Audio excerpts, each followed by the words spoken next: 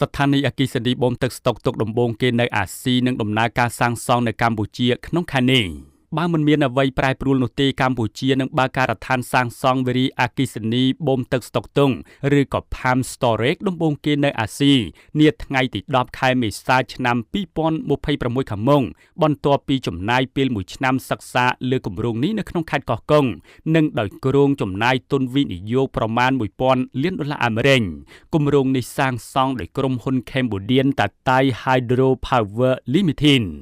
បើតាមលោកចៅវ៉ិនសេងអគ្គនាយករងប្រតិបត្តិនៃក្រុមហ៊ុន Cambodian Tatai Hydro Power Limited បានដឹងថាគម្រោងនេះនឹងសម្ពោធការសាងសង់នៅថ្ងៃទី10ខែមេសាខាងមុខហើយមានវត្តមានឯកឧត្តមវ៉ាងវិនប៊ីនឯកអគ្គរដ្ឋទូតចិនប្រចាំនៅកម្ពុជា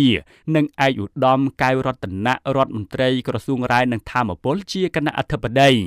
តាមការគ្រោងទុកវារីអគ្គិសនីបូមទឹកស្តុកទុកនេះនឹងចំណាយពេលសាងសង់ប្រមាណ5ឆ្នាំដោយអាចផលិតអគ្គិសនីបានរហូតដល់ទៅ1000 មេហ្គាវ៉ាត់សូមជម្រាបដែរថានេះជាគម្រោងទី3ហើយរបស់ក្រុមហ៊ុន Cambodian Tatai Hydro Power Limited នៅក្នុងប្រទេសកម្ពុជាដោយគម្រោងទី1គឺវារីអគ្គិសនីតាតៃដែលមានអានុភាពផលិតអគ្គិសនីបាន246 មេហ្គាវ៉ាត់និងបានដំណើរការនៅក្នុងឆ្នាំ2014និងវារីអគ្គិសនីតាតៃលើស្ថានីយ៍អគ្គិសនីបូមទឹកស្តុកទុកដំបូងគេនៅអាស៊ីនឹងដំណើរការសាងសង់នៅកម្ពុជាក្នុងខែនេះបើមិនមានអ្វីប្រែប្រួលនោះទេកម្ពុជានឹងបើកការដ្ឋានសាងសង់វារីអគ្គិសនីបូមទឹកស្តុកទុងឬក៏ Pump Storage ដំបូងគេនៅអាស៊ីនាថ្ងៃទី10ខែមេសាឆ្នាំ2026ខាងមុខបន្ទាប់ពីចំណាយពេល1ឆ្នាំសិក្សាលើគម្រោងនេះនៅក្នុងខេត្តកោះកុងនិងដោយគ្រោងចំណាយទុនវិនិយោគប្រមាណ$1000 លានគម្រោងនេះសាងសង់ដោយក្រុមហ៊ុន Cambodian Tatai Hydro Power Limitedបើតាមលោកចៅវ៉ិនសេងអគ្គនាយករងប្រតិបត្តិនៃក្រុមហ៊ុន Cambodian Tatai Hydro Power Limited បានដឹងថាគម្រោងនេះនឹងសម្ពោធការសាងសង់នៅថ្ងៃទី10ខែមេសាខាងមុខហើយមានវត្តមានឯកឧត្តមវ៉ាងវិនប៊ីនឯកអគ្គរដ្ឋទូតចិនប្រចាំនៅកម្ពុជា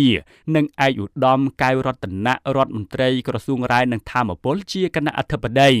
តាមការគ្រោងទុកវារីអគ្គិសនីបូមទឹកស្តុកទុកនេះនឹងចំណាយពេលសាងសង់ប្រមាណ5ឆ្នាំដោយអាចផលិតអគ្គិសនីបានរហូតដល់ទៅ1000 មេហ្គាវ៉ាត់